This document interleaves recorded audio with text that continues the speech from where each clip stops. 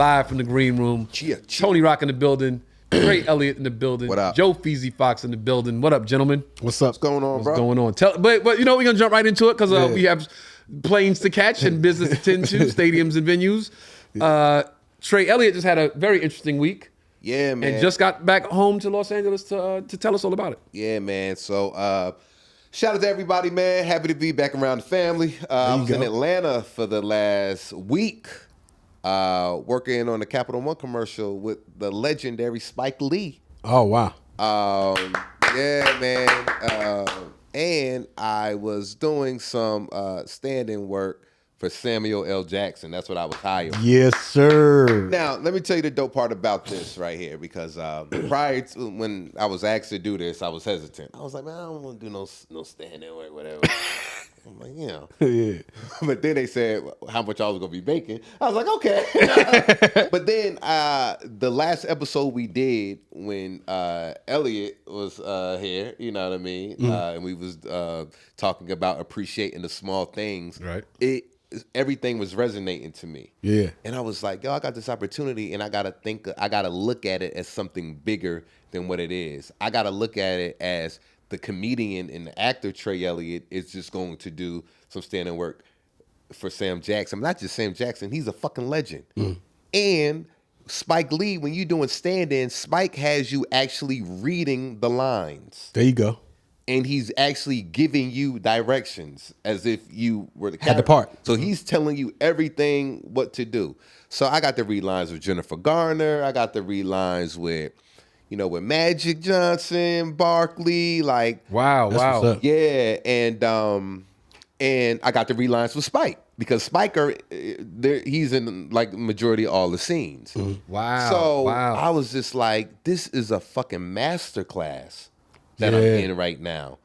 And I was just so like, just watching and learning. I learned so much. And so Sam, so let me tell everybody. Oh, now it's Sam. So Sam. One commercial. Yeah. One commercial. Sam. No, mister. No, mister. So Nothing. Sam said to me.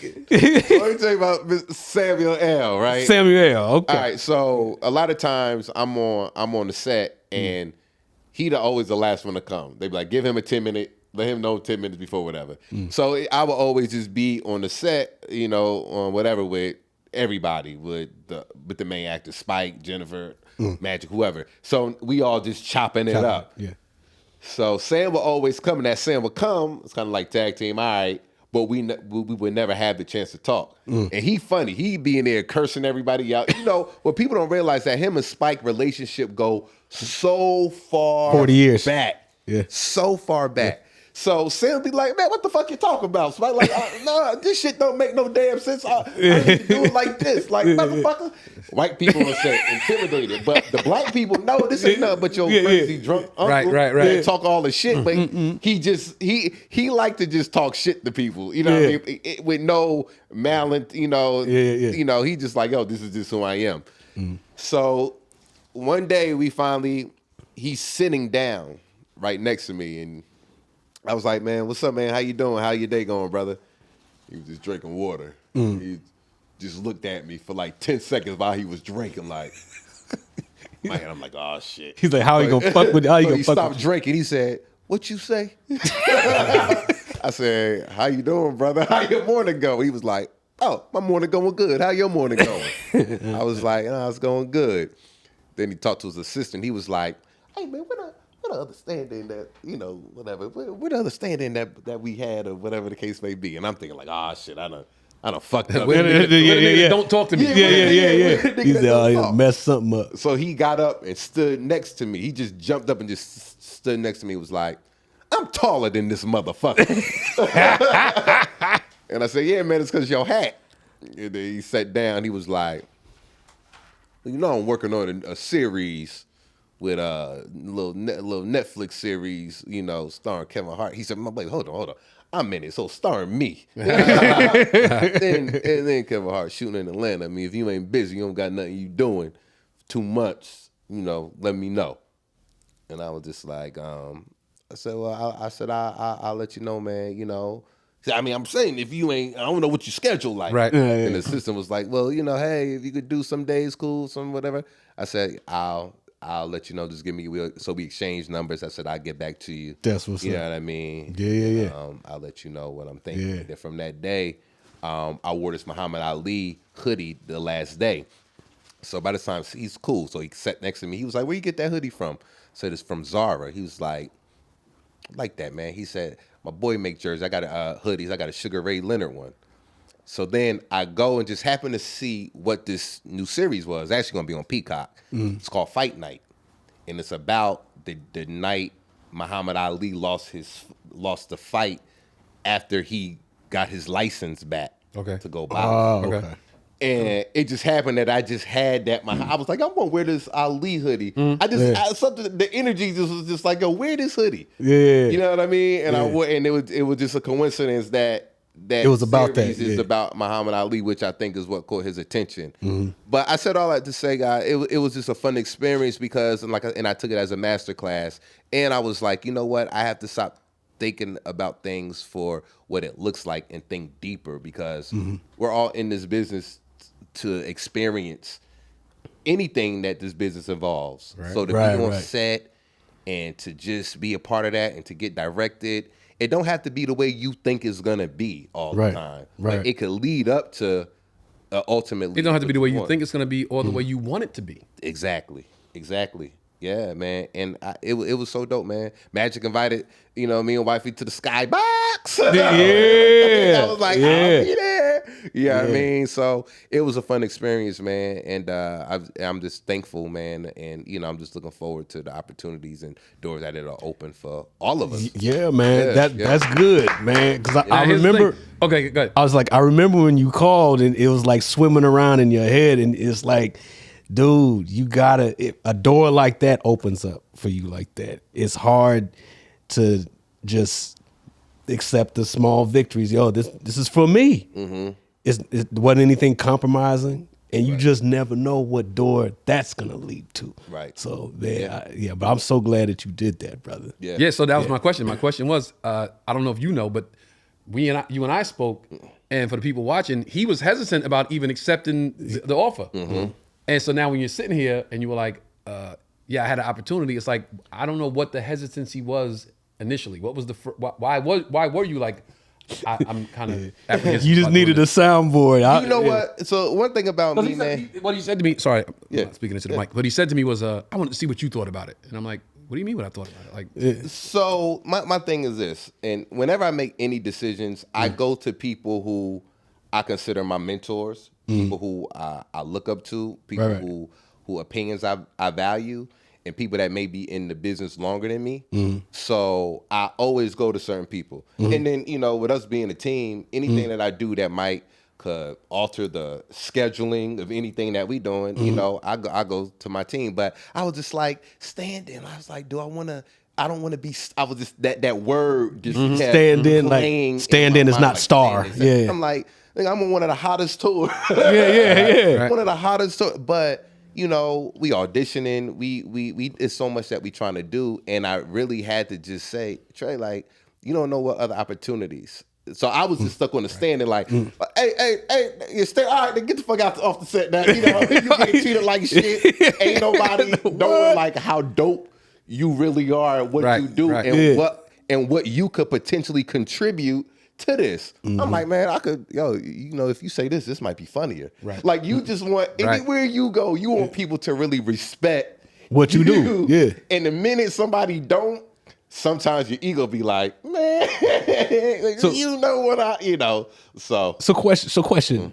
Did you know Spike Lee was directing it?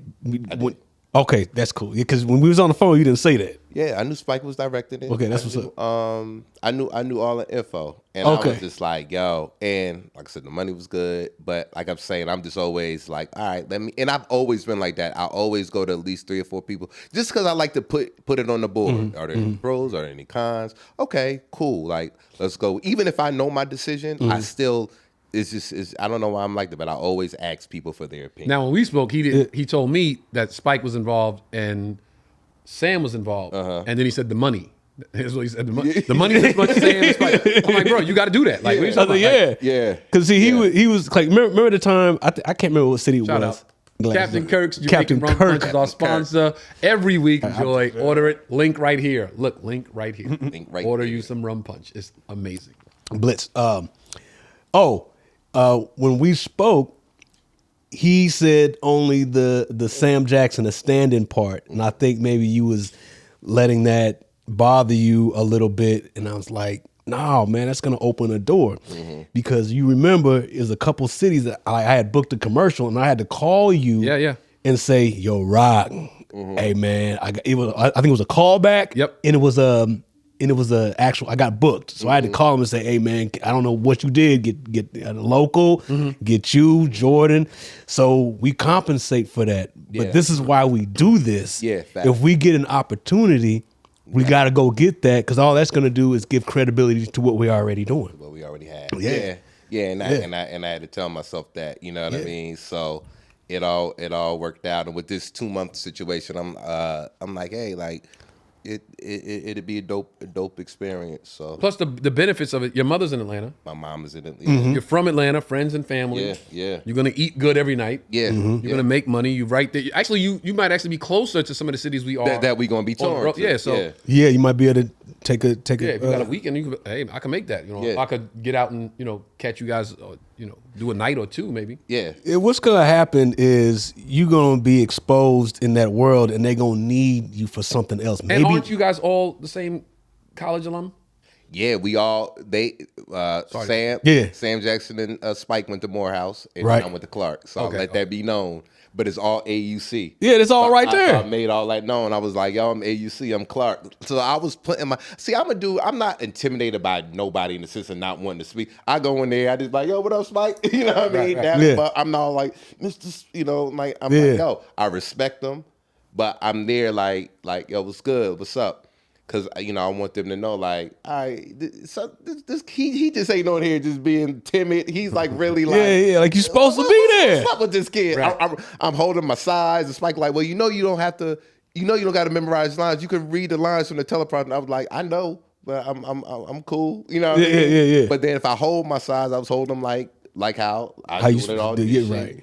Taking my beats. I'm just doing, you know what I mean? The shit like, I'm like this my fucking... audition on my fucking commercial, so I treated it as such. And at the end, everybody was like, "Yo, man, you was dope. You were great, man." Like, And I was just like, "He was supposed to be there." The new show start.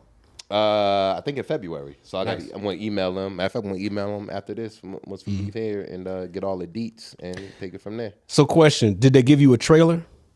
No. Not laughing at you. He's like, a star on no. So let me tell you this.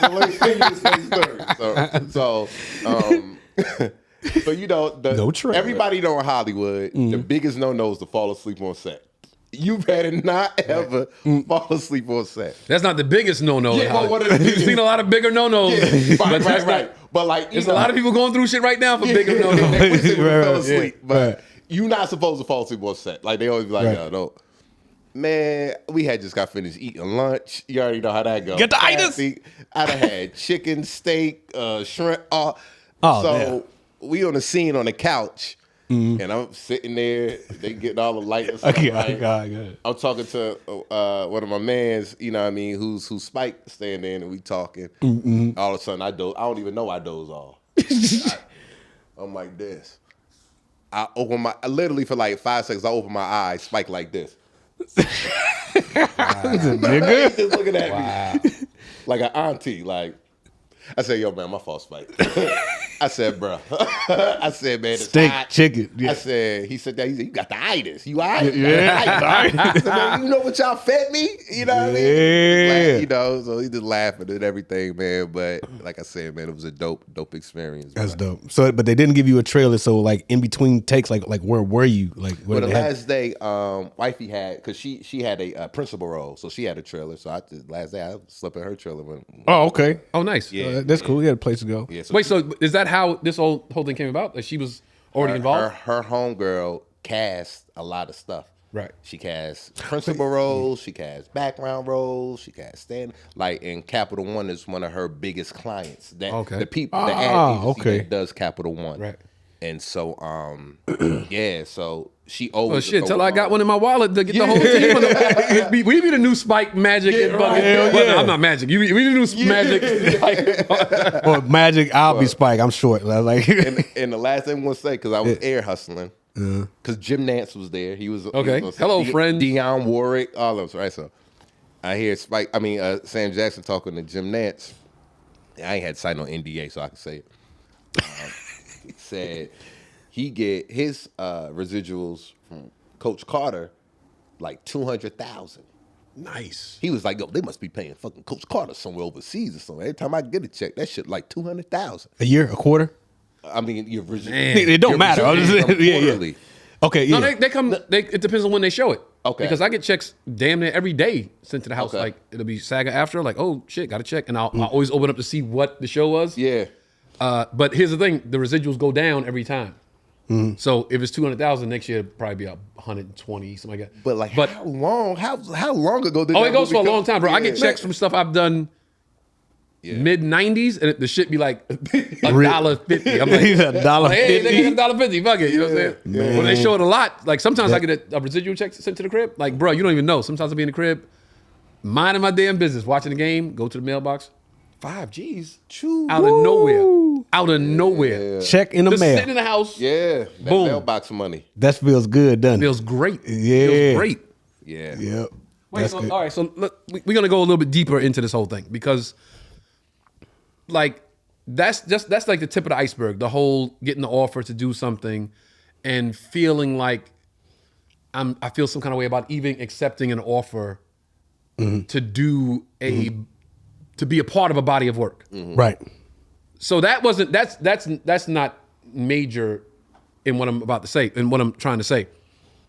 But at what point in what we do as far as actors, do we say that would be too compromising, or that would be, playing myself, or the two things I want to talk about is people always say a person sold out by doing something, or a person sold their soul by doing something.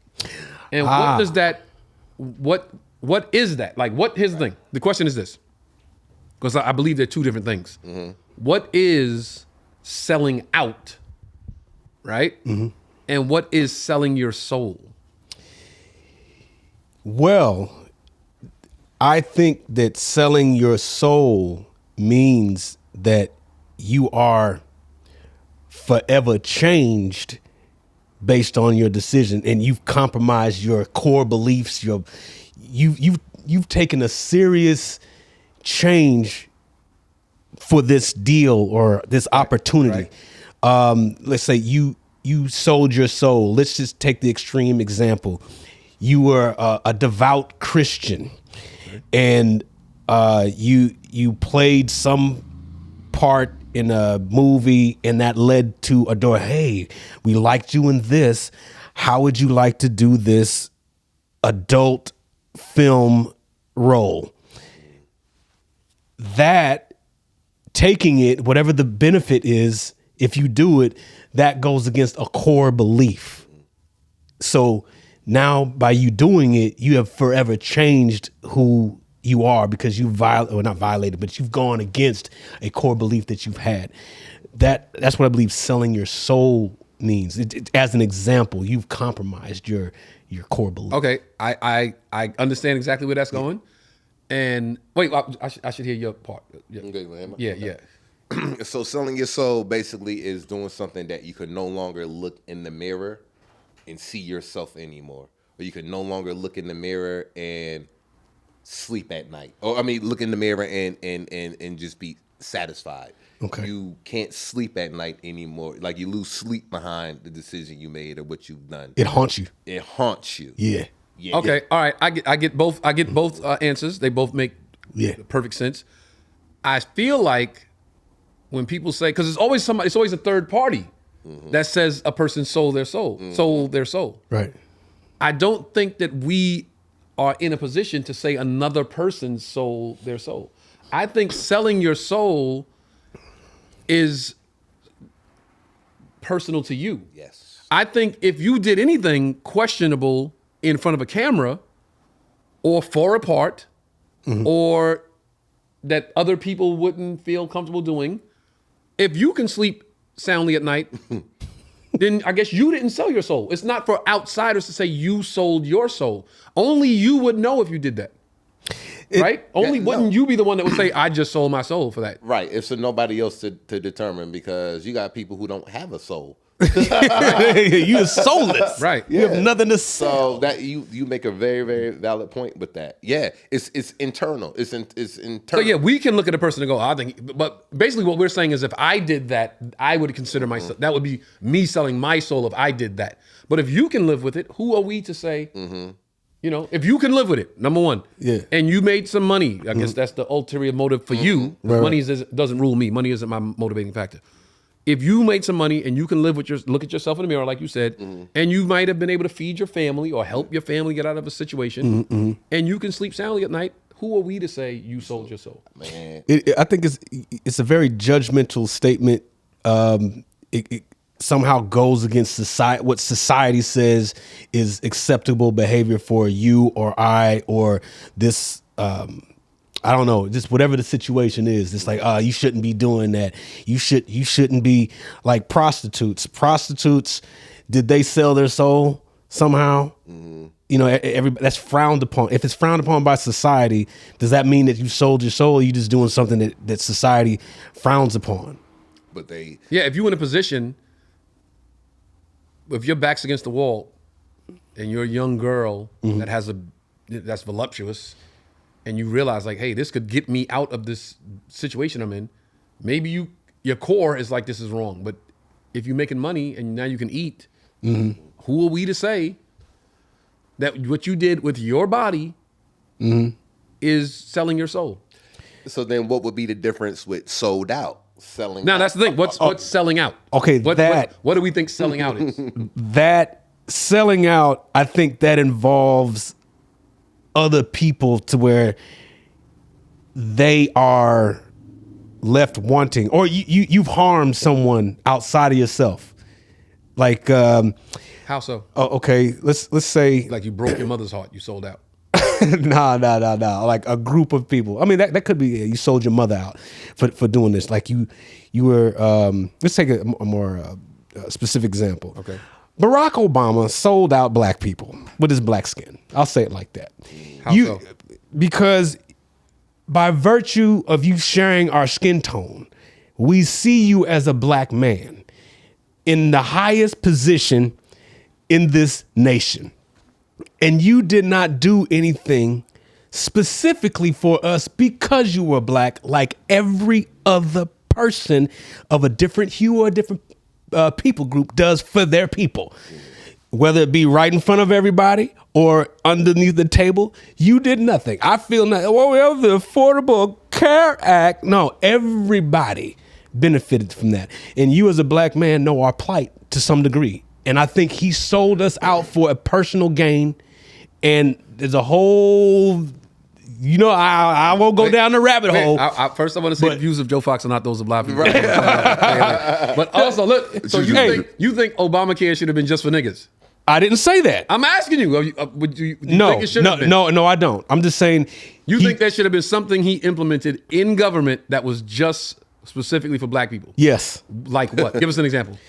Cash payment reparations for black people. And he could usher in the process of that happening. And when they point the cameras at him, they say, why are you doing this? Because black people have been demonized for long enough in this country, similarly to the Native Americans and the Japanese people in the internment camps.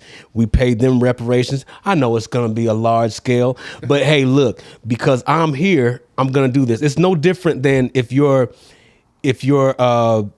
father worked at a meat packing plant and never brought home any meat for his family. So it's like you didn't bring home nothing for the family. But he brought it to the other family. And he over here giving meat to the other people in the neighborhood. Damn, Obama ain't bringing no steak. Yeah, nothing. So that's selling out to me. You got personal gain, and people who you're associated with, let's say your family, suffers. Wait, you do know that the president doesn't make the decisions. Yeah, right. He doesn't make You do realize he's a figurehead, so to speak, for government. Okay. Right? Hold up. Okay. And you know that the president has to answer to other people. So checks and balances. Even if he said, I'm going to do this cash payment reparations, they're gonna be like, they would slow that shit up so long in they do that anyway. In the judicial system that by the time he got out of office, they would just go cancel that shit. Okay, well, they do that anyway. Anything. I don't think, I say all that to say, I don't think he was in a position to do something as grand as that. I disagree, but...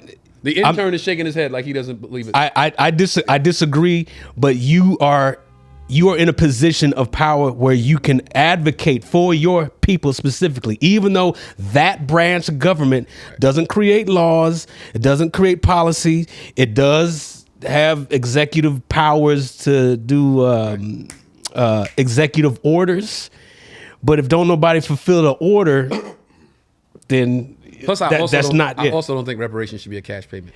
I think it should, among other things, to start. Yeah. So that's just me. It might do more harm than good. It would do more good if we had it to begin with. I'm with some type of monetary compensation. I'm with that, but I also think. And this is on some Dr. Umar shit. By the way, Dr. Umar, we got to get you on the show. I think Dr. Umar made some great points with all of the inventions that black people have invented. Mm-hmm. All the things we've created and invented that is just a well of money, just hand over fist daily.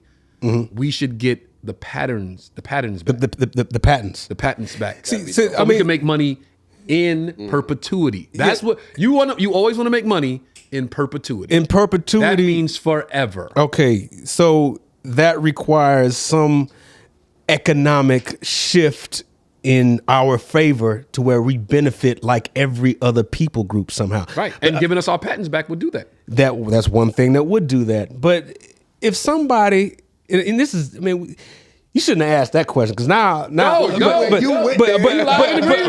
just so y'all know, this is the shit he's talking about in the green room all the time.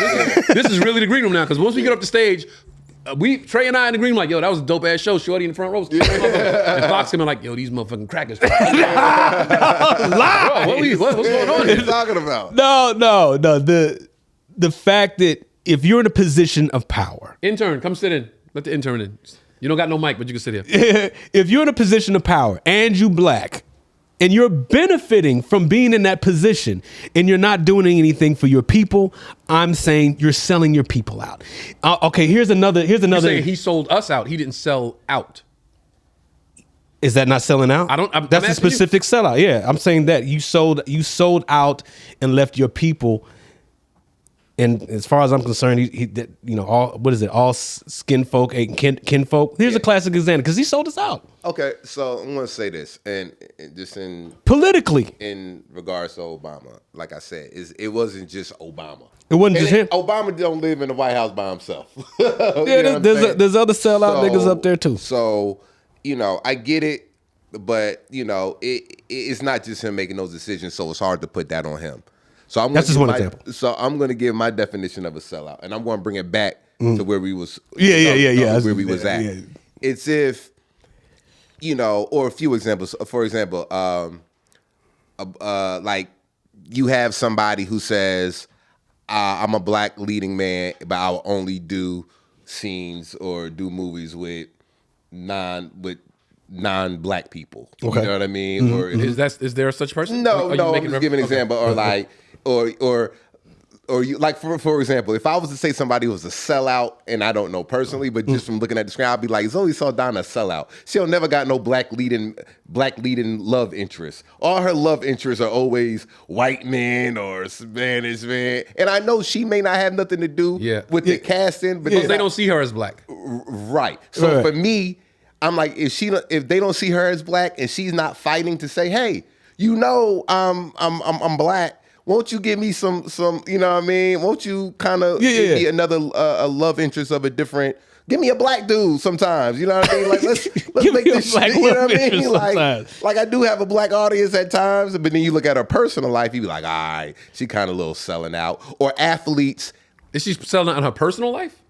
But this is what we look at as what an example of what a sellout would kind of be if she had that said specifically. I don't, you know what I mean, and I don't know if she had that or not, but like we would look at that as she's selling out. You know what I mean? Again, that's external. That's if they.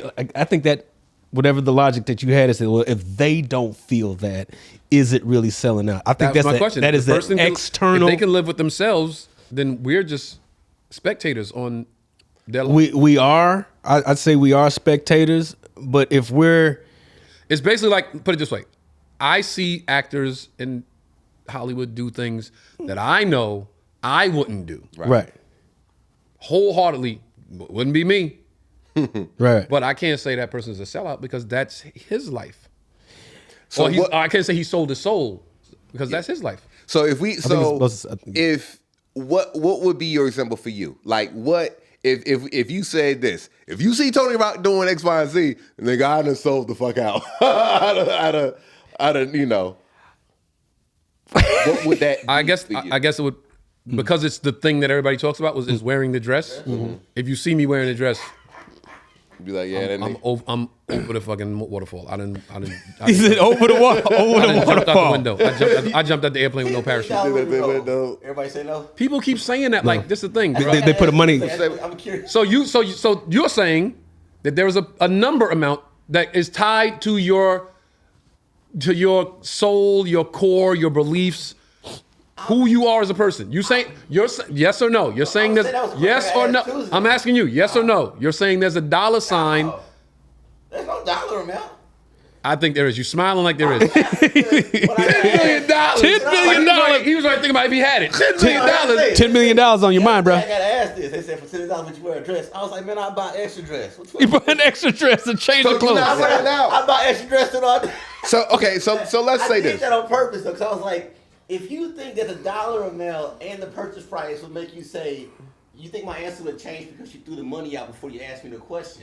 It's, do I fuck with that kind of art or not? If that's not my kind of art, I wouldn't do it. If it is, like I'm into theater and they make everybody do weird outfits, that's what you already accepted. But if you don't fuck with that, then you just don't. Me, I don't fuck with it. Now that's another thing. There are actors, black men actors, that are so artistic, they think this is an artistic expression. Right. And it is. I'm playing a character. And they are.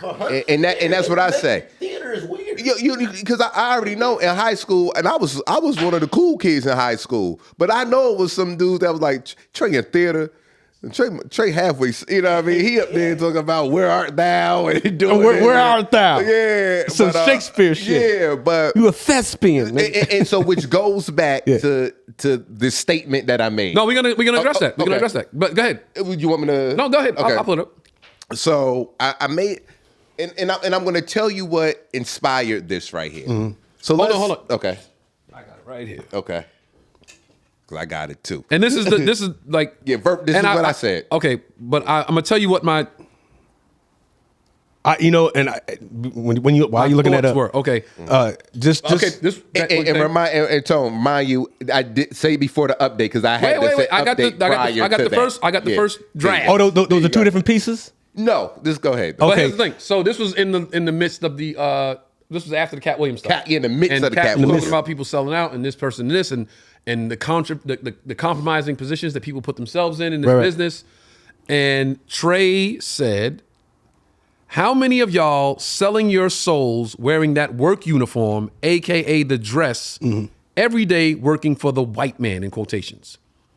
It's always the folks that's not in the business that know so much about the business. That's all I'm saying.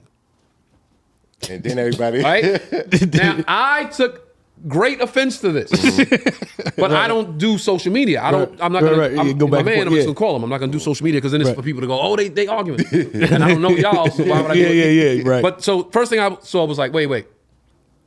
So people that go to work and work 8 hours a day in a uniform are wearing the dress? That was my first thing. Then it was like my dad worked 80 hours a week. My father worked 2 full-time jobs, wore a uniform, came home, took that uniform off, came home, took a nap, put on another uniform, went to work, fed his family. He said, going to work wearing the dress, working for the white man. My father was working for the white man. So I took great offense to this. Okay, right. I took incredible offense. Right. As did a lot of other people. I was reading the comments, but I'm not going to do it on social media. Yeah. And then the update, and when you put the update, I was like, okay, now it kind of seems like a backtrack, but and then I'm going to break it all update. down. When I say y'all, I'm not speaking on hardworking individuals who go to work every day. This is for the keyboard warriors who go so hard saying everyone is selling their soul. This post had a bit of sarcasm, right? Okay. Mm-hmm. Okay, go ahead. I'll take it from there. So, two things, a few things. Dude, before you say that, and y'all can come back to this, I put on a skirt. You had or you would? No, I did. Okay. Okay. Come back to it. We'll talk. All right, we'll come back to that. Look at Toe. He's kicked off the tour. We ain't gonna have no dress skirt. We ain't gonna have no skirt chase niggas on the stage with us. So let me tell you what inspired that post, okay?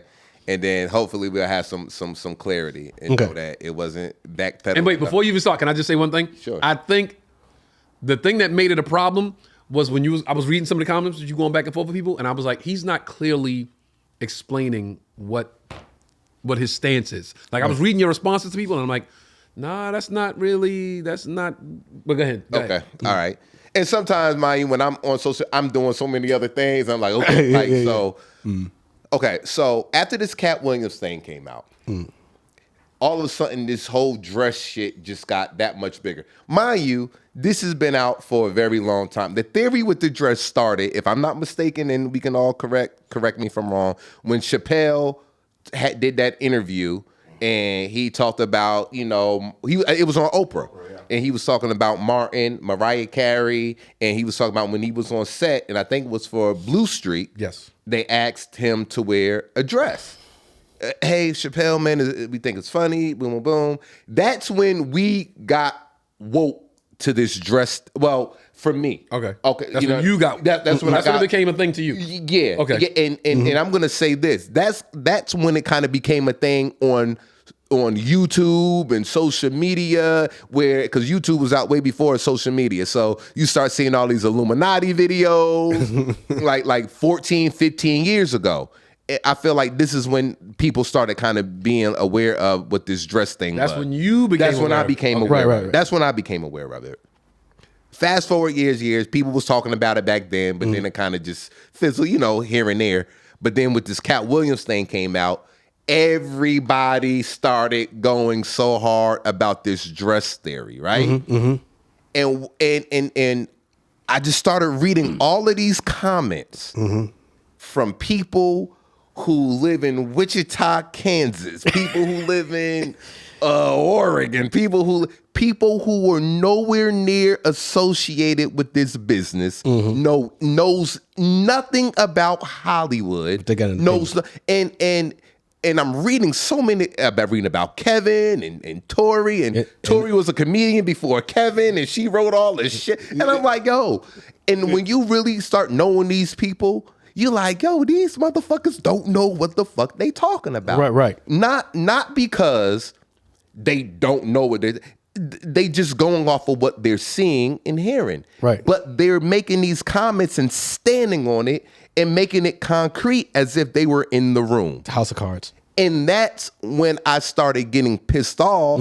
And I was like, oh, he's selling his soul for money. I would never sell my soul. I would never do what I want to do. And that's when I was like, but you put on a fucking Taco Bell shirt every day, knowing you don't want to work there, but you got to do it for money. Because that's your job. Yeah. And when you're an actor, we're at work. And we've made so many sacrifices to work to where you can't, why are you judging us? We're not going to your job and saying, oh, you selling your soul because you doing this, or you don't got no goals in life. I would never do what you doing we're not doing it. And they're doing that to us. And they don't even know us. And they don't even know. And that's why I got aggravated. So I was like, man, how many of y'all selling your soul, putting on that work uniform?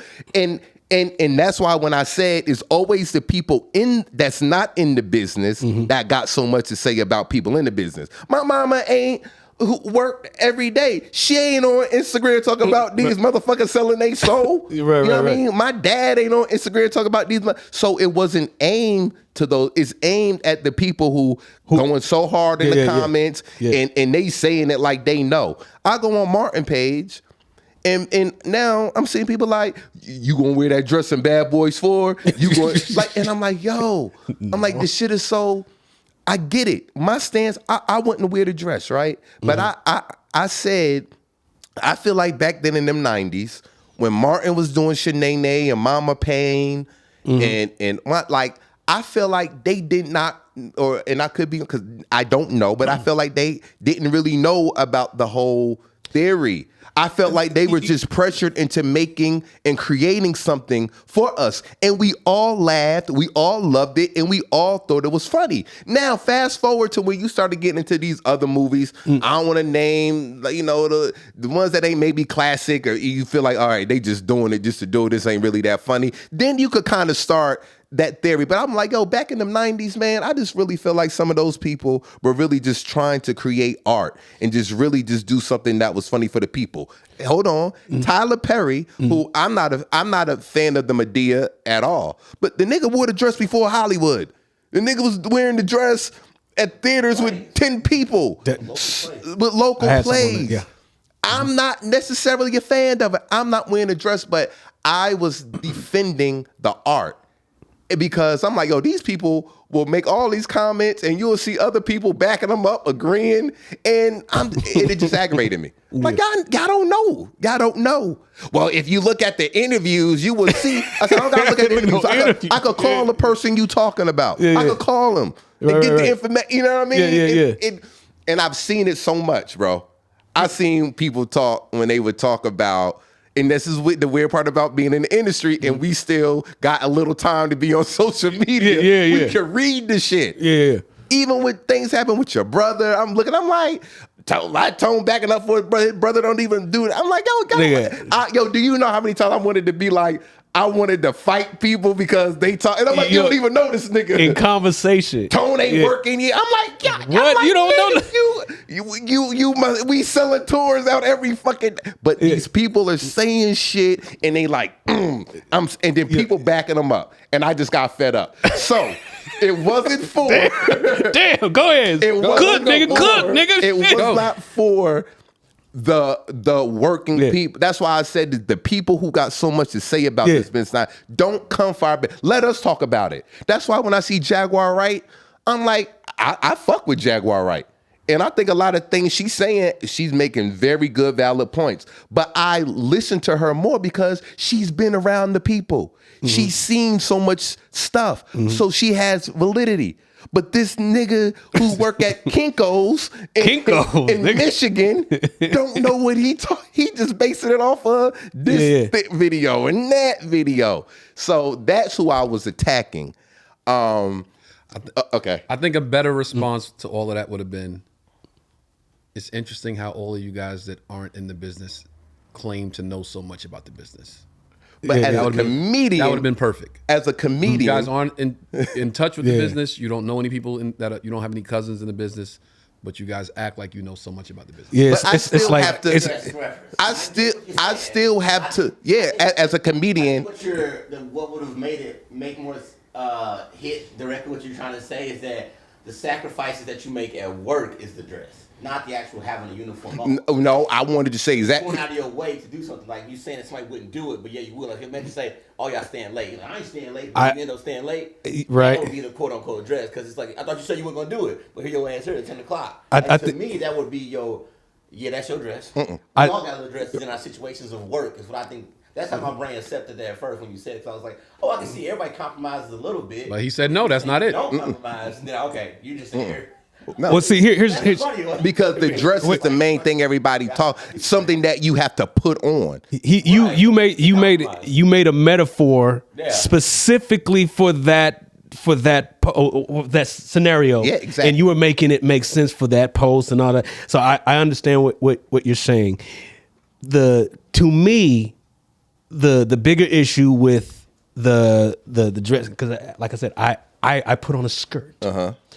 And the reason I put on a skirt has nothing to do with Hollywood and selling out and all this other stuff. It goes back to if you know better, do better. Okay, it's rules to this. It's different for us.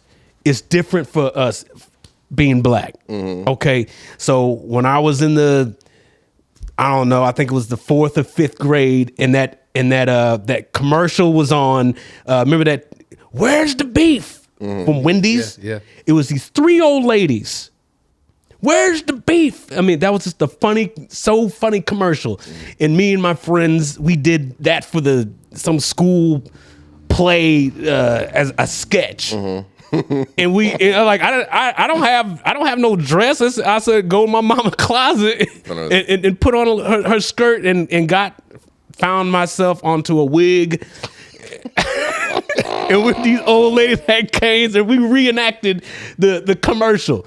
Okay, did I sell my soul for that? No. Fox, Okay, it was in the 4th grade. You didn't have a soul. Okay, I did not. That's my point. That's my point. This is not the same thing, but it kind of is. Like, I didn't think that I did it. If people knew that there's pictures of that. Find it. Good luck trying to find that shit. Okay, but what I'm saying is the whole dress thing, the fact that you have it on in this thing, this is different for black people. And I gotta say this, what you're doing, or what us artists are doing, black artists are doing, to show black excellence, I'm sorry, but the oppressor class, the anti-black bigots in power, they will take that and corrupt it. Yeah, and it's used specifically to demonize the warrior class among us. This big black strapping young man right here, we need to change the perception of what he looks like in the minds of children. And so that right there, no one wants to talk about. No. That's exactly what I was talking about. But let me go ahead, though. Before we even got into the discussion, I said to him, I asked Trey, do you know what it means to emasculate someone? He said yes. I spoke to you. Yes. All right. We agreed. Yes. There is absolutely an agenda to emasculate the black man. Yes. I truly believe that. And why is that? Because we are so powerful. I really hope other black people would just realize that. Like, this is how powerful we are. We have the least as far as opportunity, natural resources, opportunities, resources, connections. Yeah. We have the least as far as a network. We don't network. We don't work together. We have the very least when it comes to damn near everything that you would need to set up a successful lineage or a successful network of people. We have the very least. So now there's a black man that's on TV that black people gravitate towards, and he is in a position of power because we all look at this black person as an idol of black excellence, like you said, and influence. Who are you talking about? I'm just saying. In general. Okay, in general, like, this person, yeah. Take whoever. And then the powers that be, we'll take Malcolm X. Okay. Right? The epitome of black excellence. Intelligent, well-spoken. Power. Influence. Man's influence. Tall, regal almost in his movements. And if they could have put him in a dress, that would have destroyed everything that he stood on. Yeah. That would have destroyed his whole message. The next day would have been watered down, diluted, as far as the people receiving it. Because brother, they just broke you down now. Yeah. What you're talking about is buck breaking. That's why I asked him, did you know what it meant? So to say, oh, it's just the business. Y'all don't know about the business. And this is just, I felt like he didn't understand. I felt like, maybe he did, the bigger picture. Now to say it was only 15 years ago, buck breaking has been going on since we stepped foot on this land. Yeah, definitely. So the dress is just a new version of it. Right. And that's why I'm against the dress. It is a remixed version of it. So let me say this too, and why I said it how I said it. You know what else is buck breaking? Oh, sorry. promoting the negativity of hip hop music is buck breaking. Yeah. Yeah. Y'all want to go there? Let's go there. But let me say, let him say it. I'll come back to that. Yeah, and then deep. we'll definitely go there because I definitely say something about that too. And everything you're saying is 100%, and I'm very familiar with all of that. But let me tell you why what I said, how I said it too, and why it resonated to me the way I said it. Because I've been that person, right? You've been what person? Where I put on. I'm going to give you. I'll tell you at the end. So before I moved to California, I worked at T-Mobile for 6 years, right? I transferred my T-Mobile job here. Okay, got fired. I was like, I never work. That's it. My T-Mobile cell phone days are over. I don't even want the service. Yeah. So I was working for T-Mobile corporate. More money, more every corporate is just corporate. So, throughout after a while, I'm like, shit, I'm struggling. I need a job. I go to an authorized, I'm online looking for a job, see T-Mobile manager. I'm like, all right. But it's an authorized dealer. What people don't know, authorized dealer is not owned by T-Mobile. It's like a company like a Sky Wireless. Like a franchise. A subsidiary. T-Mobile. Right. So your benefits ain't T-Mobile, but they Sky Wireless It's benefits. not corporate. Meaning everything ain't as luxury as it is over there at corporate. Yeah, but I needed a gig, and I know I can get in easy. And I went through orientation, right? And they gave us our T-Mobile shirts.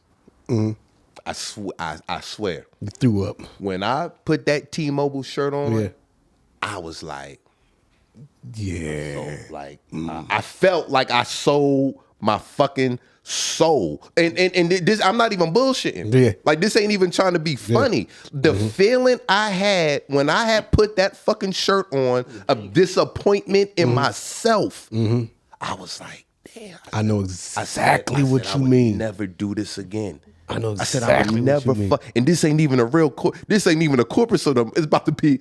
But I felt so ashamed in myself, and that shirt represented, perhaps for me, that dress. Okay, you didn't feel a sense of, I have to feed my family? No, I got I it. felt a sense of failure. Okay. I felt a sense of like, I felt a sense of like, in that shirt. man, maybe I should have went to Verizon. That would have made it better. But I just felt, you know what, Tone, and every fella at that point, I didn't know. I just know I didn't want to do that. I just knew I did not want, and I knew I wasn't going to be happy doing that. And I was not happy there for those 2 years or the year and a half or 2 years that I was there.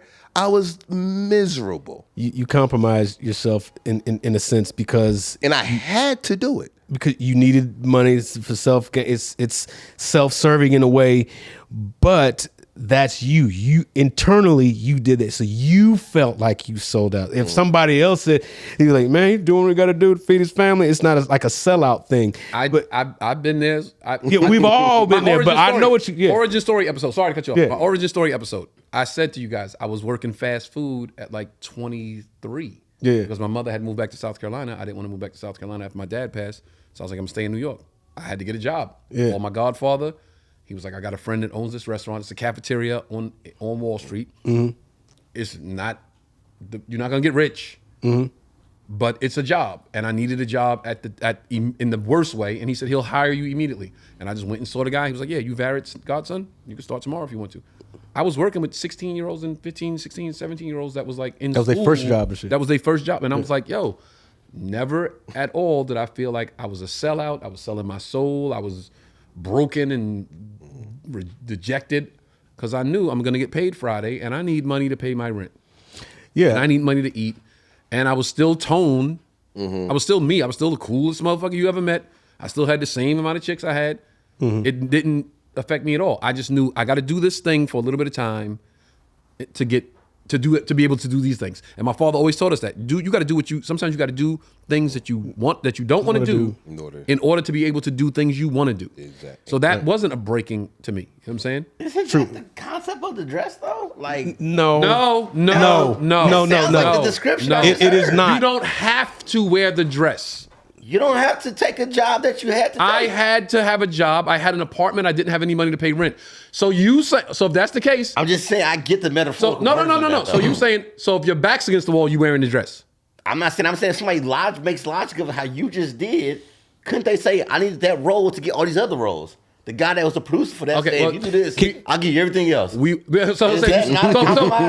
if he says you'll suck a dick, then I'll give you everything else too. You're gonna do that too, right? Is that not a compromise? Is that not a compromise? Identifying the job task. The job task said it's the script. You know it's in there. Yeah, you got to put on that little dress for that one scene. But if you do this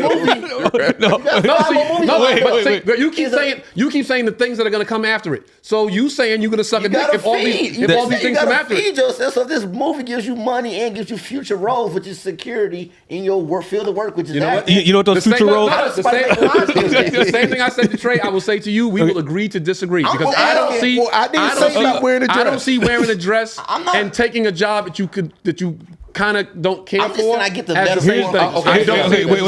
Wait. But remember, you forgetting the main thing that I said. It was for the keyboard warriors who kept going so hard, disrespecting.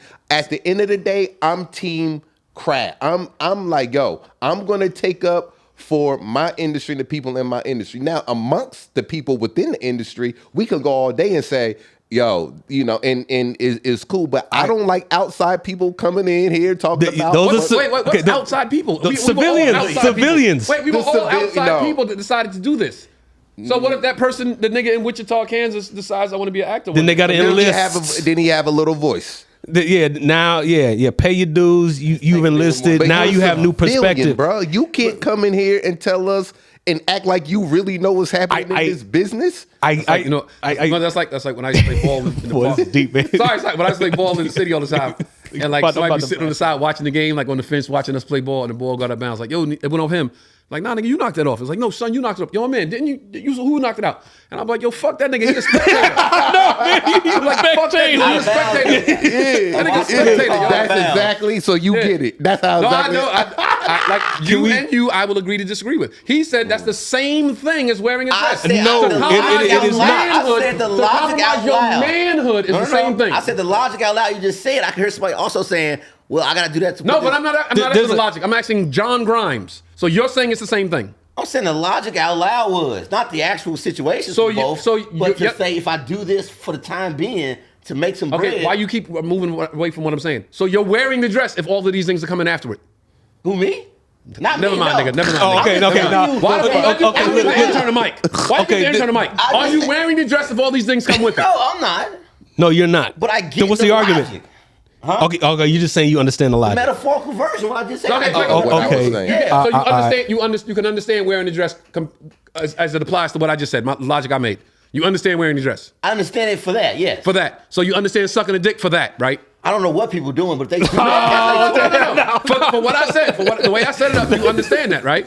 If that's the person's choice, yes, I get why somebody sucks a dick for some roles. So it's a personal choice for you to wear the dress to do the same thing? Is the same thing? Yeah, he said both personal choices. Whoever chooses to do those two things, that's their path they chose for the promise of the future. And people got like that, but people also have gotten roles like that. That's how these people came out with the Me Too. And you understand that. I get how they got there. Yeah, I see what they said. They had to go, this makes sense to me, I'm going to do it. You understand that.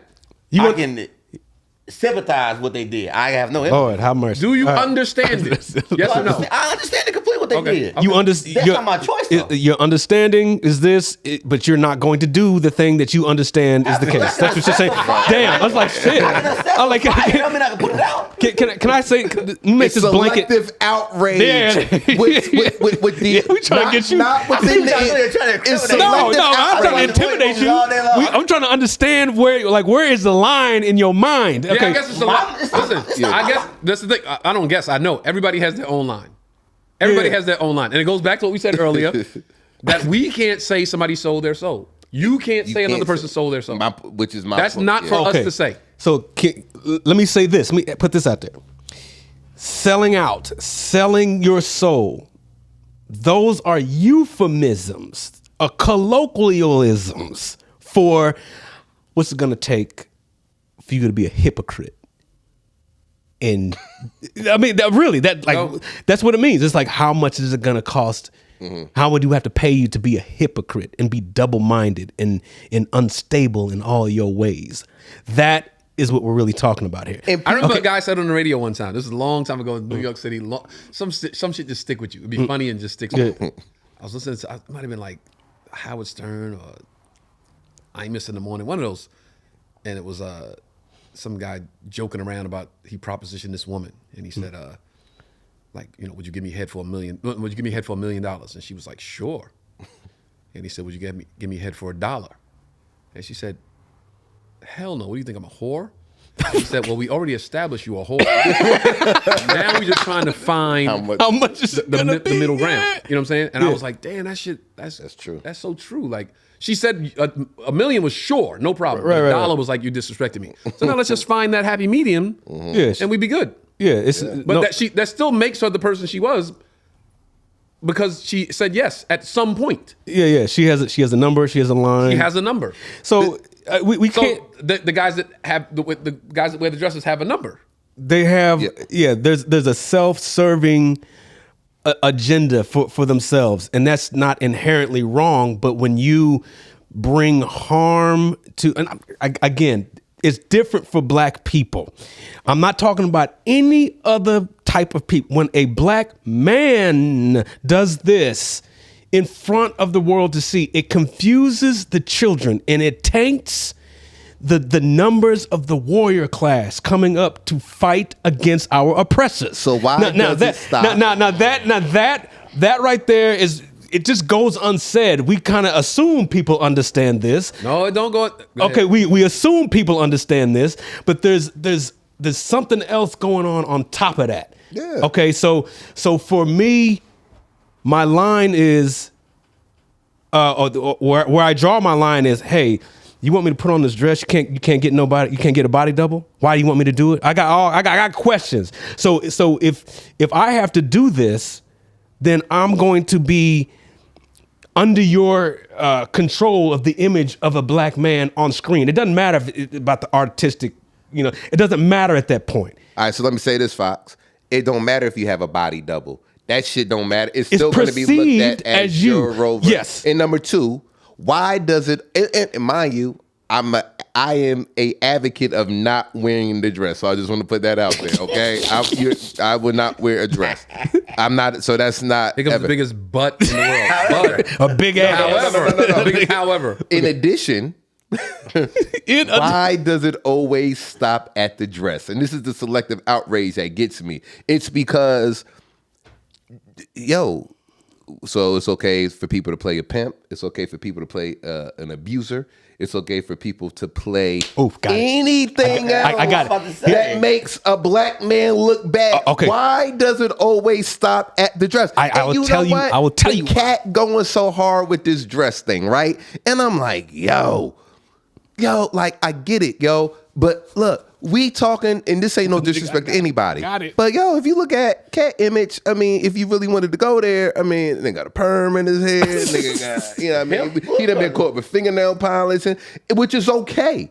But the clear kind or colored? The civilians don't even, they so dick ridery to where, because this shit blew the fuck up. That's the only thing they see, and now they're attacking every fucking body about this situation where they really don't know nothing about. They just basing it off a cat. Wait. Go ahead. A man plays an alcoholic, not a good image. A black man plays an alcoholic, not a good image, right? Mm-hmm. But that black man's still a black man, right? Yeah. Black man plays a pimp, not a good image, right? But that black man's still a black man. Mm-hmm. A black man wears a dress. That black man is not a black man. Okay.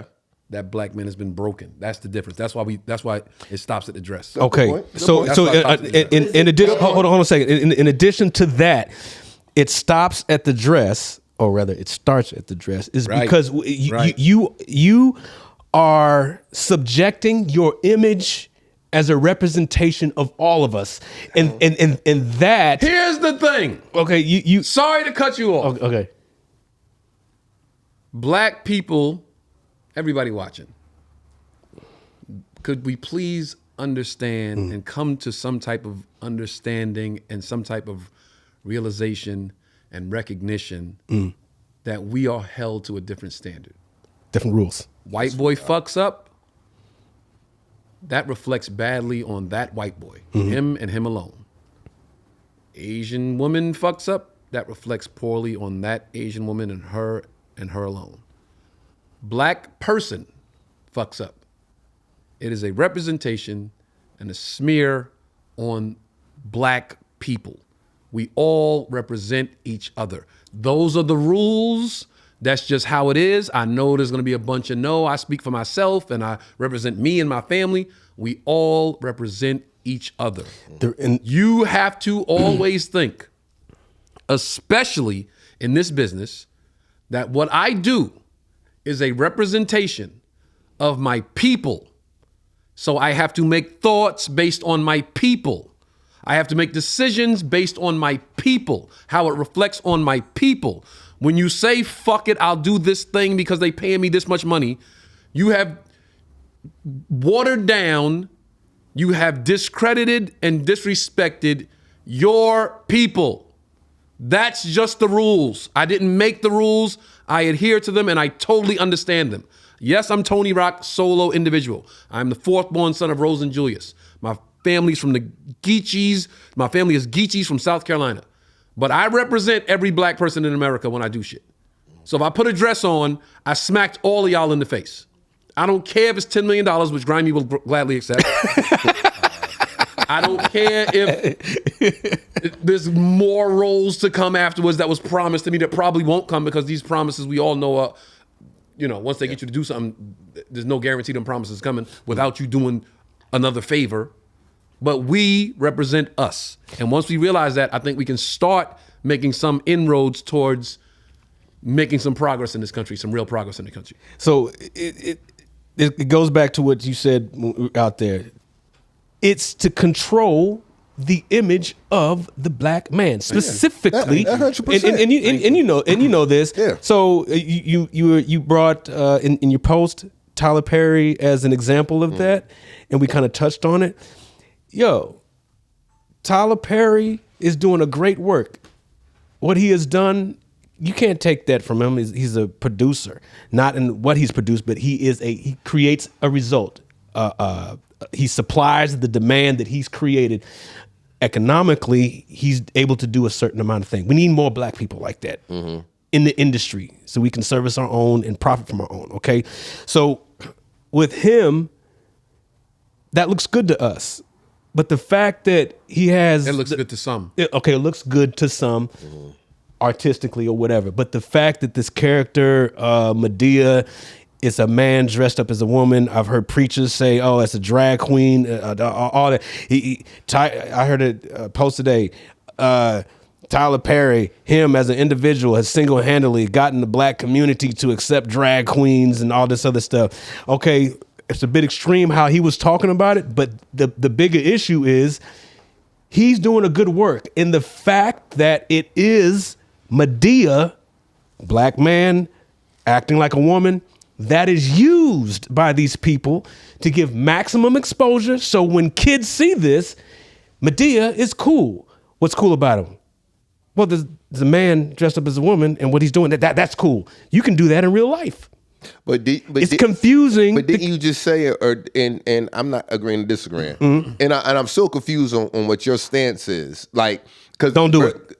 Right. But it goes back. The reason I sent the Tyler Perry post because it was still about the post that I made. Right. Where I was just like, he gave the example of just like wearing a costume, a costume.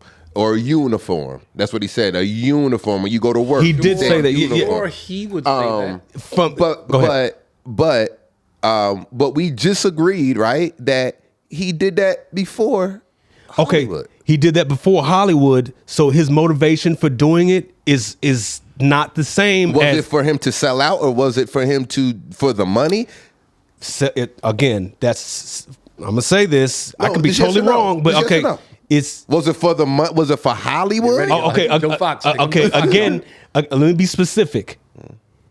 Tyler Perry made money before Hollywood came calling. His motivation for doing it is different. It is self-serving for him. The first time Tyler Perry put on that dress, was it a white man in there like, okay, Tyler?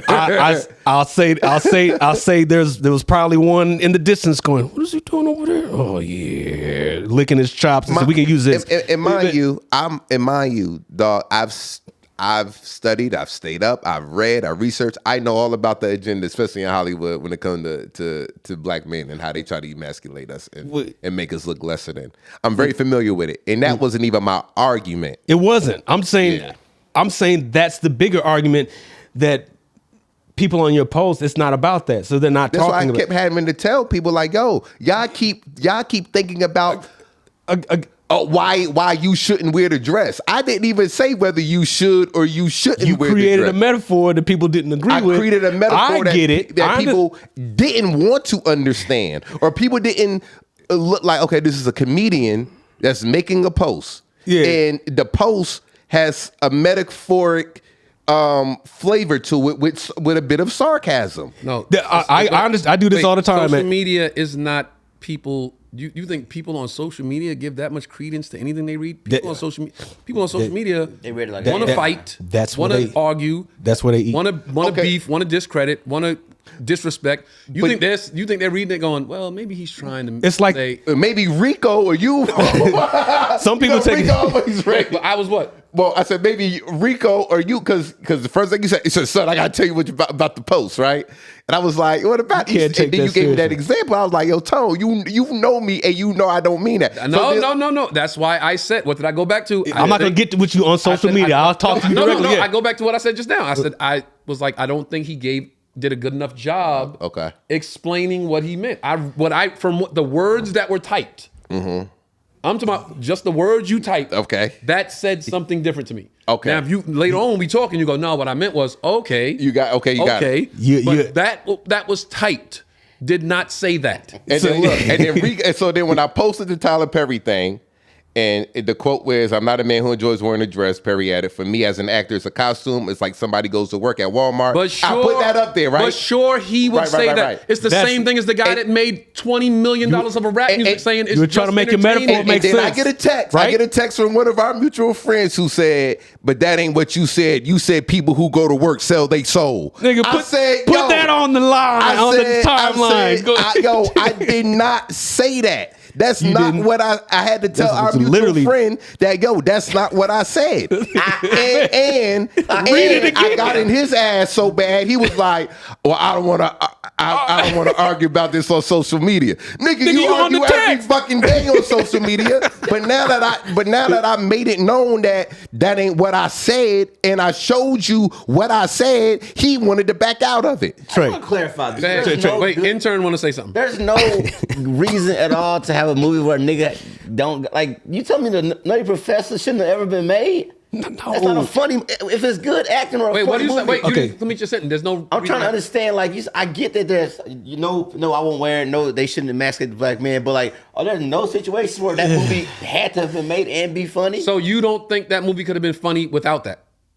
Just had a fat woman playing the characters? Do you think they could have challenged themselves more as writers that were marching to get paid more money during the strike? Do you think they could have challenged themselves as writers?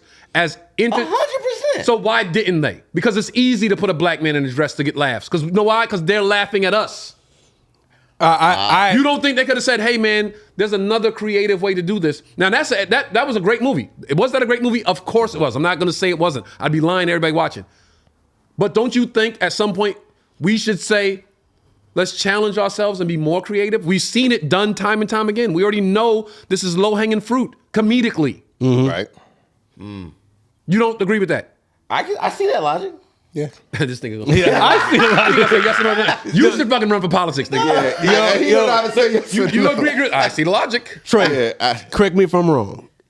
The reason why you did the update is because you was trying with Tyler Perry and what he said. You were trying to make the metaphor make sense. I was trying to make the metaphor make sense. Okay, we're there. Okay. Okay. I don't have no problem with it. I was like, what post was it? Because you said the statement. I'm like, what the fuck are you talking about? And we said in the group, this go on the podcast. Yeah, it was like, it's a great episode of the podcast. Because we all have to deal with it in our own way.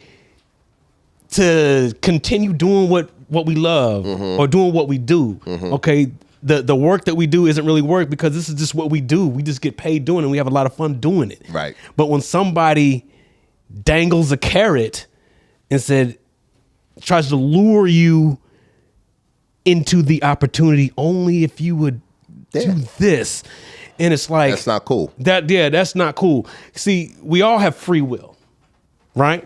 You said freedom of choice. It's free for a reason.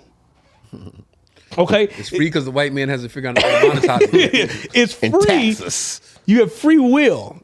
To me, free will, that's just the trial version. They give you different features on the trial version.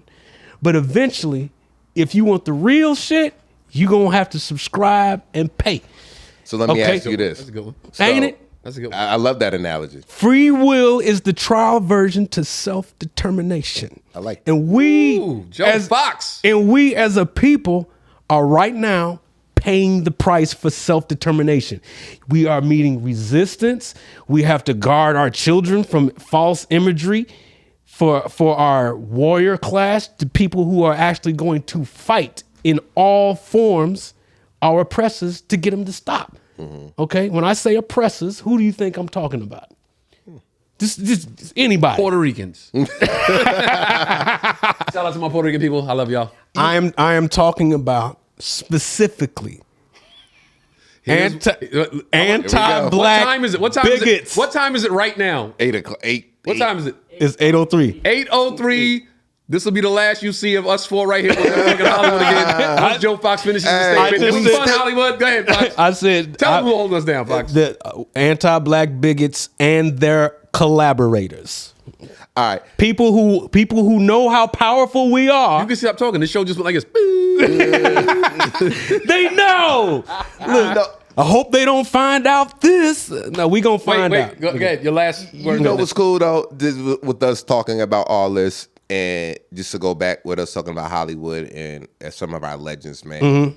Denzel Washington comes to mind where he was talking about it was a point in time in Hollywood. Where he said, "Yo, I was offered $500,000 to play a role of the nigga that went and died. Oh yeah, yep. That they would hang him, and he just, and The nigga that they couldn't kill. nigga they couldn't kill. Yeah. And Denzel was like, what? He was really like, nah, I'm not doing it. He was like, they offered me $500,000. He said, and trust me, I needed needed their money.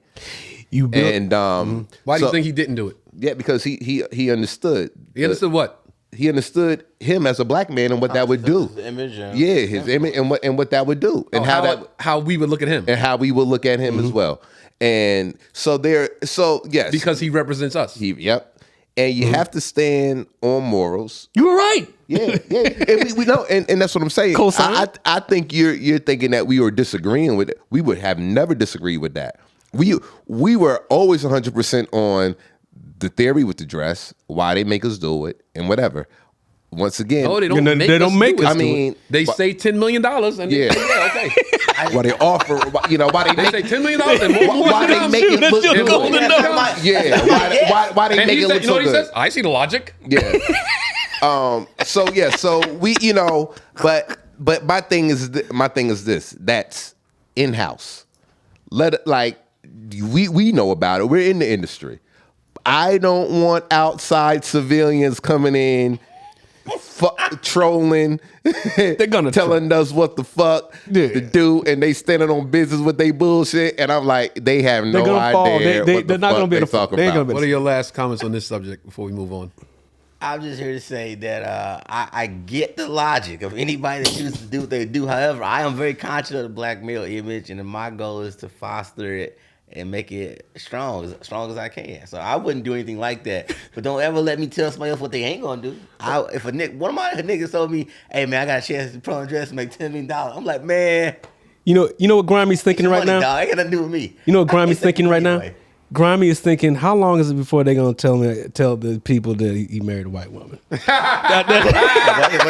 You already know that. whole episode, I'm like, come on here. It's a setup. Like a fucking about the movie. They already knew that. Once he sat down, the way his hat looks, Yeah, and his about to voice, say the hat. I said, they know he got a white wife. They know. Yeah. You know what? You got the dad hat, and I respect that hold because up, I have no before we move on- children. Before we move on to the next, I'm going to give your last thoughts on this. My last thoughts are, if we can be specific about the selling out and the selling of the soul, what are you talking about? Because it's a lot of times, like what you said, Trey, civilians is saying, oh, he sold his soul. He sold out without being specific on what that really means. And it could mean you don't know what the hell you're talking about. Yeah. And you don't know that, man. It just looks bad. Again, media is there to control imagery of us, among other things, and to sell shit. And that's what happens. And we don't understand it. We're going to get ensnared by all that bullshit. I want to touch on that briefly. Just those 2 words, because I think I. What 2 now words? that y'all mentioned What 2 that, words? Sold out, sold your soul. Because I was standing out there. To me, sold your soul means this guy's no longer recognizable as the person that we bought into. That's what sold your soul means. So he's no longer that. He's compromised like everything that you thought they were in for. Sellout to me means that you've completely jumped ship. What do you Like mean? you're no longer the person that represented a group of people, like you said. Like let's say, because somebody used to call me a sellout once. And I was like, that's crazy. This is after the wedding or before? It was about that. Like, you got my girl, you're a sellout. And I was like, as if you're saying I represent niggas and I somehow jumped ship. And I'm no longer a nigga. I'm like, nigga, I'm still a nigga all day long. Or black You get comics pulled that over, I'm only still a do nigga. There's no elders like black oh, comics yeah, that you're only afraid, do give a white warning. rooms or sellouts. You know. Yeah, shit so like that. I was like, that's a crazy term to call somebody, like just because I'm doing something, that the all black men ain't doing, right? Nah. Because that's what it means. I'm one of us, but I do something that traditionally a black man does not do. So it's like, oh, that's considered selling out to y'all that I'm jumping ship. That's what to me sellout means. Like you jump ship and no longer represents the majority. I like that. I like this Okay. selling your soul. This person is no longer recognizable. I like that. I like that. That's kinda like- I think everybody that knows me knows where I stand with this, and I'm standing on it. Like I'm standing on business. That's the new thing. Ain't that what kids say? I'm standing on business. I'm a black man. I will be represented as a black man. I will be representing black people. Everything I do. I might say a few things on stage comedically that rub people the wrong way or rub some feathers, but it's an artistic expression, and that's what I'm trying to get points across and garner laughter as far as spark a brain cell. And that is the thing. If they think you're going to spark a brain cell of somebody that's going to do greater than you and be bigger than you and go further than you and take your people further, they will come after you. And the they is? Huh? And the they is? The they is the conspirators and their collaborators. What did you say? But look, we're gonna stay in the same vein. I'm just gonna get off this specific topic, but we're gonna stay in the same vein because there's been a lot of back and forth with comedians just arguing. Yep. Yeah. And I don't call it beef. And I say, and I'm not the toughest guy in the world. I never claimed to be. I've knuckled up with several people several times in several different places, in several different regards. Everybody knows I will go if I need to go. If you threaten my team, I'm coming at you. But I just don't like to use the word beef because of where I'm from, I've seen what real beef is. I've seen what happens when there's real beef. I've seen people lose loved ones and not come home and people go to jail. So what we dealing with in this comedy shit, this ain't beef, bro. Right. This is a few niggas that have a grievance maybe. But I think, especially with this show right here, these 4 cats sitting right here, some of the stuff, and we're going to talk about the Katt Williams interview specifically. Some of the stuff Katt Williams said, I'm going to tell y'all, every time I talk, I'm speaking for me. Some of the stuff Katt Williams said, I know is 100% factual, actual and factual. As far as that Illuminati shit and 2 people in the room and 1 stayed and 1 left, I have no idea about none of that stuff, so I can't speak on it. Because when you speak on something you don't know about, that is the epitome of ignorance. Try to give an opinion on something you have no knowledge of. Right. So don't text me, don't DM me like, yo, is that true? They make you do it? I don't know, bro. They know. I think they know, like people know. Most people know who they can fuck with and who they can't fuck with. In the streets, in business, in just everyday life, people know who they can fucking get over on and who they can't. And I happen to be one of those people. I think that they know, like, Tony, what that fuck shit. Yeah. So I don't know to answer your questions that I've been DM'd all the time about Hollywood. But I will say some of the stuff Katt Williams said is 100% factual. The stuff I know of. So to you guys, I just want to know, what do y'all think about the interview? What do you think about the things he said? What do you think about the comics grievances towards each other? How can we handle this? Because we, like we said earlier, we know people are watching us. We're all black comics, so we know the scope of Black America is on us, and we have to represent ourselves accordingly. So what do y'all think about that? Listening to the Cat interview, man, it was like 80-20 to me. I give him the 80-20 ratio. 80% of what Cat says has a lot of truth to it. And like you said, a lot of the things he was speaking on, stealing jokes and things of that nature, 100% true. You know, I've had my own experience with jokes being stole. You know what I mean? I'm not going to put no names out there, but I just know what Cat was saying about some of them niggas. He was telling the fucking truth. Now, I'm with you. Once it start getting into those rooms that Cat wasn't really in and he was speaking on, like Kevin is a puppet, like he was in the room and said, okay, I'm seeing them. There, it's the paper that say, we're going to make Kevin Hart a puppet. Like, those are the things where I'm like, oh, those are just Cat's logic at that point in time. You know what I mean? In his opinions. So, you know, and that's why I was just like, all right, that part was just entertaining just to hear what he think about it. But those aren't what I think are facts or factual. So that 20 is what I just let Cat just do. But the other, I was like, yo, he makes some very valid points as far as the game and how it goes. Okay. I mean, bottom line, he sold tickets and it was personal. And Wait, you think it was just a thing to do to sell tickets? that as a side effect, he sold tickets. You think he went into the interview like, I'm going to really stir some shit up and sell some tickets? I can't speak on that. That's speculation. I'm just saying the net of it, as a side effect, he's selling tickets. He's on tour, but that increased the buzz about him. But Do you think Kattwilliams needed to do that? Needed to do that to sell tickets to increase the buzz about him? And yes. do you think yes. You think it's a positive buzz? I think any buzz. What is he gonna say now? I think that kind of press, the exposure. By the way, I'm on tour. People are gonna figure it out, and they say, "Oh yeah, I seen him on Club Shayshay. Let's go see him." Well, what was your opinion on what he was saying? Okay, I think it was personal because of the joke thievery and the how we came up, because he was bringing stuff back up. And keep in mind, this is not new information for most people, Exactly. but for the civilians. Oh no! This is very new for the civilians. That's what I just said. That's what I just said. That's what I just said. I thought you was gonna say that. Like, comics know some of the shit he said. Yeah. It's like the stuff he said about all taking of a joke, all of taking a that snippet here or there. We've seen it firsthand. He came in gunning from the top of that interview all the way to the point where I was like, man, I've heard this before. I got other shit to do. So the fact that joke stealing and the personal thing, he said, I did that joke and Mark Curry helped me punch this up. Now it's personal because he sees some other dude that's bigger than him at that time. That's a known thing. So I'm like, okay, what is he specifically saying about it now? Okay, he mad about that because he's seeing all these other people say his name and have they name in his mouth, have his name in their mouth, and he wants to defend himself. And as a bonus and as a side effect, he's selling tickets. I don't care what anybody says. That's what comedians need to do, is sell tickets. And here's an opportunity for him to do it. Two birds with one stone, and he's a cat, and Cat got, they got 9 lies.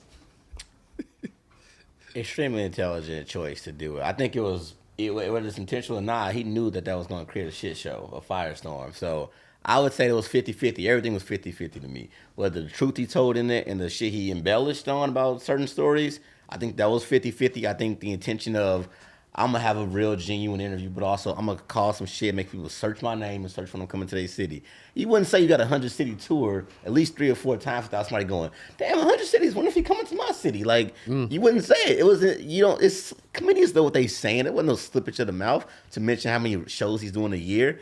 And then the fact that he came out, the beginning of the interview is so voracious that it's like, that's comedic genius to me. It's like, I'm going to start this interview so hellish that you got to watch now.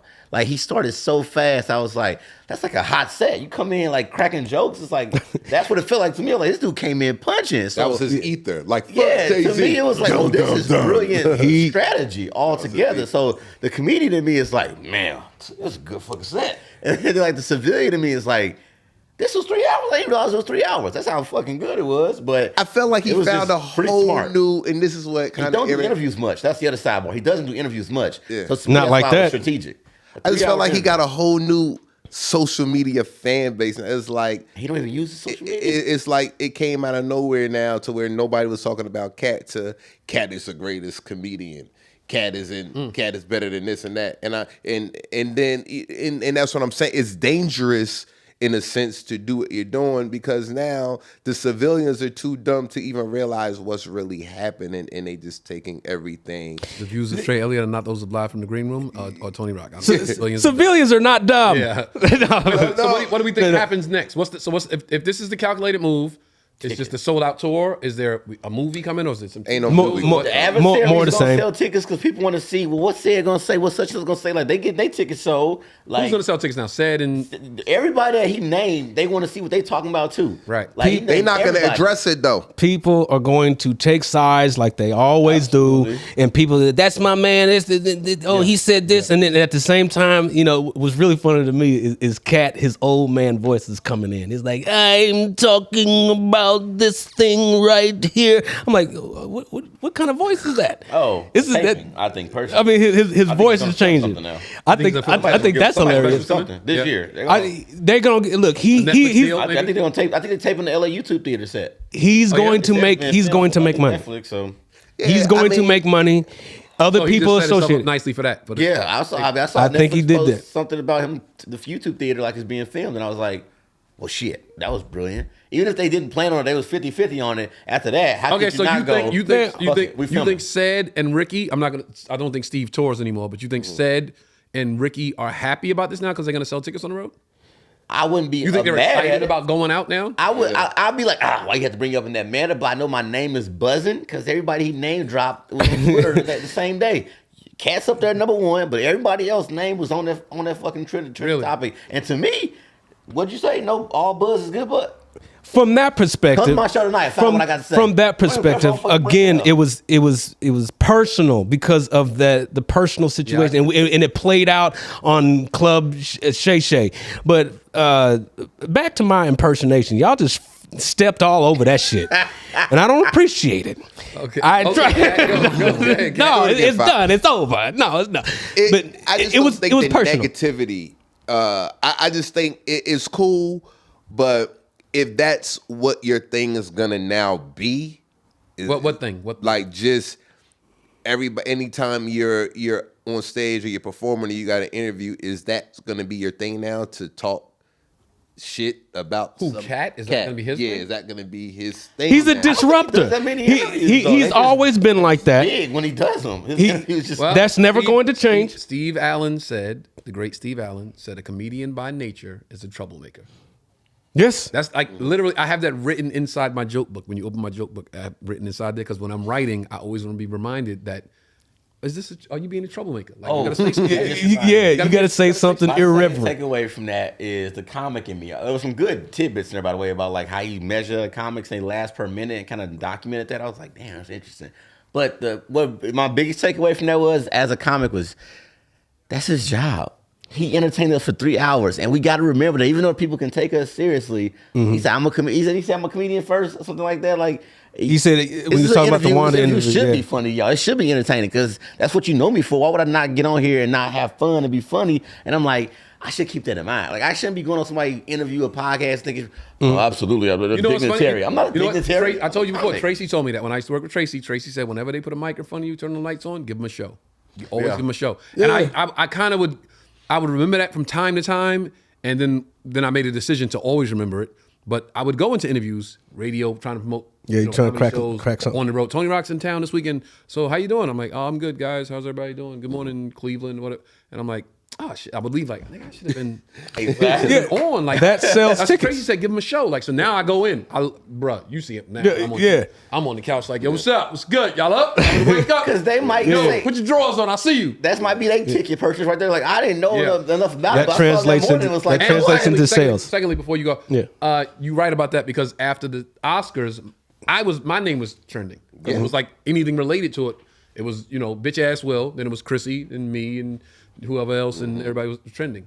Yeah, the thing is, when you say give them a show. Anything that you say translates into something.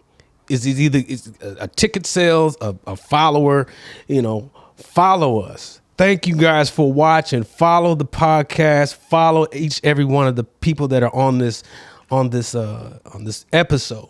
Okay.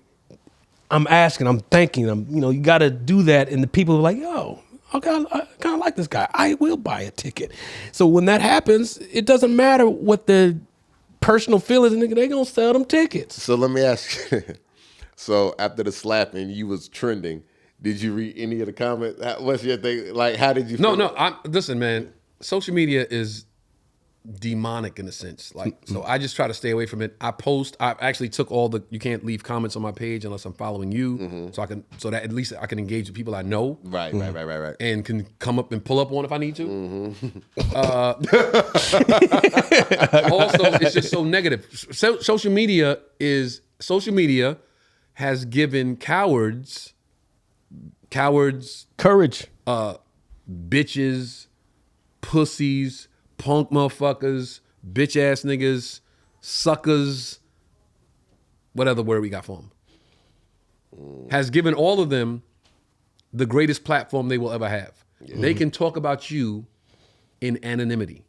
Yeah. And that is the greatest thing a sucker needs. From to be able distance. to say what they want to say to you and you not be able to get to them or say anything back. Yeah. Most of the hate I get on social media is from the picture, egg, a Twitter bird or something. It's like a picture of a wall or a picture of a car. They're not even man enough to put their face up. Right. The avatar. Off chance that I might know a motherfucker that know that motherfucker. Right. So social media is the greatest space to play in for a sucker. Right. So that's why I stay off of it. Okay. If you see my social media, I promote our shows. I post my clips from when I'm doing crowd work on stage. If I got a fly ass outfit on, I post that. Some shit I do when I'm posting. I'm posting for promotion, for fun, and for motivational purposes. There you go. I want you to see what we doing and be like, yo, that's some dope ass shit they doing. Like I post on vacation with y'all, like, yo, we in a fucking yacht that we rented for the day. Like, yo, I missed it. Get like this. You know what I'm saying? It's not hate. It's like, yo, bro, you could do it too. I come from nothing. I come from the bottom. Yeah. You should be inspired by this. But these suckers are in such anonymity. Man, fuck you, nigga, on that fucking boat, bitch ass nigga.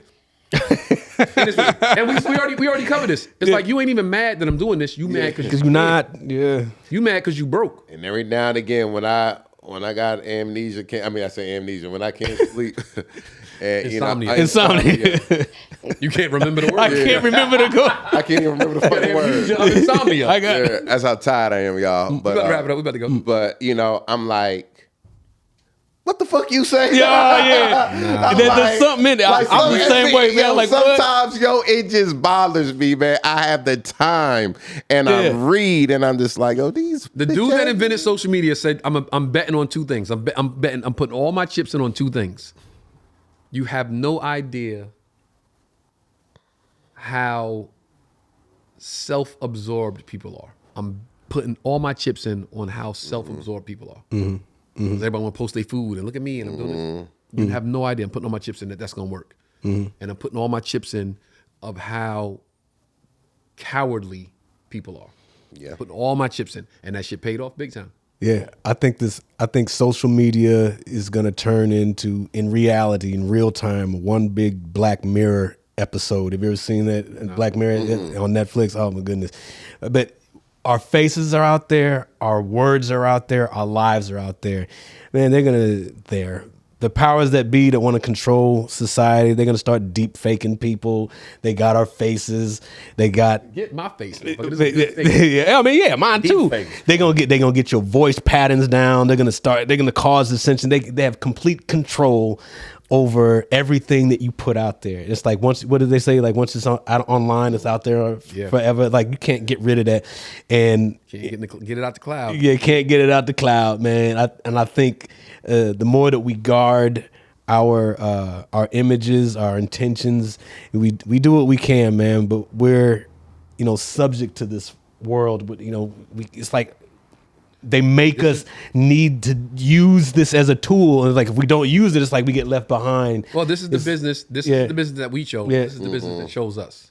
Okay. And by choosing us, it shows us because it understood that we can deal with all this bullshit. Exactly. Yeah, we still here. We still doing good And we work. forgetting one big thing. Congrats to Shannon Sharp, who put his 50 million podcast. You know, on they the sent me an whole- offer to do that podcast like months ago, like way before Cat did. Like I'm talking about 4 or 5 months ago. Like, yo, you want to do Club Shay Shay? And I was like, I'm on the road, man. I'm touring. I'll do it when I call. Let me know when I got some free time. I'll let you know. Yeah. And I saw that shit. I was like, damn, I should have did that shit. No, it's perfect. Now What it's you're doing perfect. now. I'm gonna go talking some shit. Yeah, it's perfect. I'm a top Who you gonna have? cat. Who you gonna have beef with on the show? You know who I got beef with. You know who I got beef with.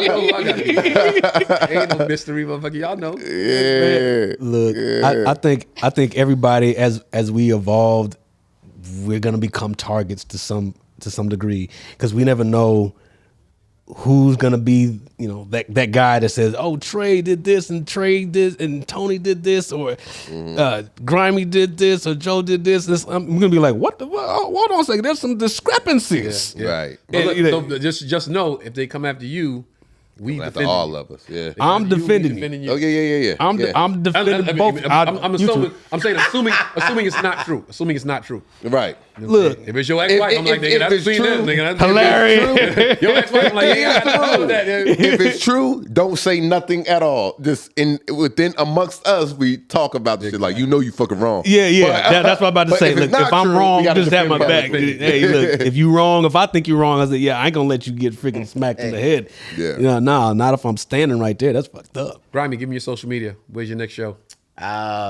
Mr. Tan Panda. Oh, just so y'all know, hold up. Just so y'all know, this is John Grimes. He's our intern. Go. Mr. Tan Panda. John Grimes, MRTANPANDA. My next show, I'm in Austin next month, December 28th, Cap City. Nice. Cat City. Dope. Fun times. Joe Feezy, you know who it is. JoeFeezie. We are in Cleveland, Ohio in a few hours. And Yeah. and in a couple weeks after that, we're in Syracuse, New York, the Syracuse Funny Bone. Looking forward to it. And it's gonna be cold. I got a jacket. Charleston's coming to Syracuse. Oh, okay. All right. It's gonna be cold. Kid gonna be cold. Trey Elliott at Gmail. What the fuck is wrong with me? Yo, I've had a long fucking day. Comedian Trey Elliott on Instagram. TreyElliot. Follow me, man. We are in Jacksonville, Florida next weekend at the Comedy Zone. So come fuck with us. Yeah. All right, yo, here's my Instagram right here. Here's the link to follow the show and subscribe. It's here somewhere. Here's the logo for Captain Kirk's Jamaican Rum Punch. Here's a picture of my mama. No, I'm Yo, Brooklyn. Shout out to Brooklyn, y'all. Hope y'all watching the podcast. I specifically want to shout out two of my dudes, my man Troy and my man Roy. They text me every week and say, Twin. We watched the podcast. Yo. Yeah. The shit was fire. They quote y'all. They be like, yo, the thing when Fox said that was dope. When Trey said that was dope. Yeah. So my man Roy and Troy, I really appreciate y'all. Tiana, baby, thank you so much for watching. She texted me and was like, babe, podcast is amazing. So Melissa in Tampa. Thanks for watching. Thank Melissa. you. Thank you so Charleston, much. I love you so much. Daddy loves you to Neptune and back. All right. Thank y'all for supporting this. Live from the green room. Live from the green room. Yeah, baby.